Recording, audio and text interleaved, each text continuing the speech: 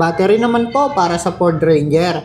Ang battery size nito, DIN 77. Dati ang ginamit nila Motolite Gold na DIN 77. Ayan mga guys. So papalitan natin ng bagong battery. DIN 77, Motolite Gold pa rin. Subukan na daw kasi nila to. Matibay daw, tumatagal. Inaloko naman sila ng ibang brand kaya lang mas gusto na nila tong Motolite kasi nasubukan na nila. Bago na nga pala yung sticker nito sa ibabaw. Pero same size pa rin naman yan. Ganito din po ang battery size ng mga new generation na Ford Ranger. Yung mga model na 2023 model pataas, ganito na po yung battery size. Ganito din po ang battery size ng mga Ford Everest tsaka Ford Raptor. Pero merong mas high-end dito, yung DIN 77 high. Maramihan naman po sa mga battery shop, kapag sinabi nyo yung year and model ng sasakyan, alam na po nila kung anong battery recommended para dun sa sasakyan nyo. So okay na to mga guys, nagcha-charge naman ng alternator netong Ford Ranger nila madam. Kaya ayan, pinakita ko, okay naman madam, nagcha-charge naman po ang alternator nyo. So ayun lang mga guys, maraming salamat po, sana nakatulong. At kung may katanungan kayo, mag-comment na lang kayo dito sa baba, comment down below.